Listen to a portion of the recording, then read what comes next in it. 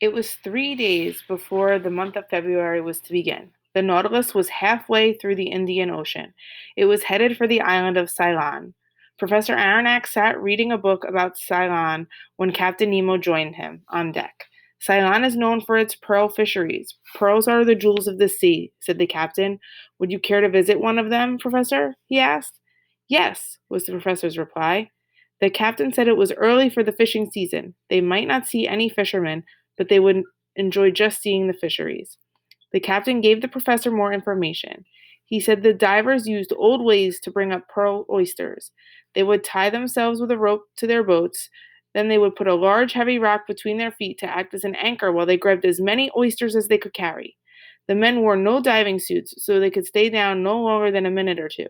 When they returned to the surface of the water, they usually had blood coming out of their noses and ears. This happened when divers dived too deep. The deeper one dives, the greater the water pressure becomes. With luck, they would not have met any sharks along the way. Will we be facing any sharks? Asked the professor. It is likely we may be approached by some, said the captain. Shark hunting can be most interesting, however. The professor told Ned that the captain had invited them to explore the pearl fisheries with him. He did not tell Ned about the sharks. With a little luck, he thought to himself, we will not meet up with any of them. The next morning, the men set out to where the oyster beds were. When they reached the area, they dropped their anchor. The men were ready. Captain Nemo handed the professor and Ned steel knives. He told them it would be useful to have knives on hand to protect themselves. Ned had his trusty old harpoon, however. He planned to use it if he had to. The crew helped the men go over the side of the small boat. They followed Captain Nemo to the ocean floor. There must have been a million pearl oysters clinging to the rocks all around them. The men began filling their bags with the oysters. If it were possible to carry up a million pearl oysters, surely they would have. They were all busy filling their bags. The time just flew by. Captain Nemo motioned to the professor and Ned to hide behind a large rock. They positioned themselves there and watched.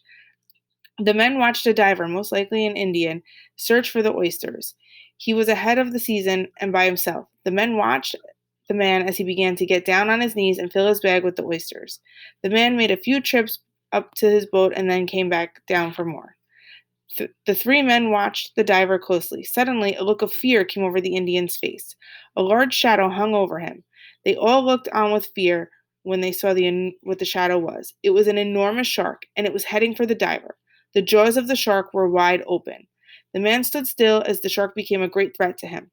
Then the man jumped to one side. However, the shark's powerful tail hit him in his chest and knocked him down. In a second, he was out cold on the ocean floor. The creature was about to carve the Indian into two parts when Captain Nemo interrupted the event from happening. Captain Nemo took his knife and plunged it into the shark again and again until the sea was red with the shark's blood. This, however, was not enough to kill the mighty monster of the sea. The shark pushed its weight against the captain and knocked him down. Now the shark's jaws were ready to cut the captain into two parts. Upon seeing this, Ned threw his harpoon at the shark. The shark stood still. Ned, in his rage, had killed the shark with his powerful harpooning skills. Captain Nemo helped the Indian up to his boat. He was able to get the man to breathe again. Then the captain put the bag of pearls into the man's hands. The man had a puzzled look on his face. What, he wondered, did he do to deserve such good luck? The men arrived back at their boat. Captain Nemo thanked Ned for saving his life. The men looked back at the water. They saw the shark come to the surface. It was over 25 feet long. It had an enormous mouth with large rows of teeth. Within minutes, other sharks were all over the area. They began fighting over the dead shark. They were making a feast out of it. Back on board the Nautilus, Professor Aronnax expressed himself to Captain Nemo. He told him that he admired his courage in helping the Indian. The captain said that the Indians had been treated poorly by others living in the area. He said that he would try to help them as much as he could, and he would help them until the day he died.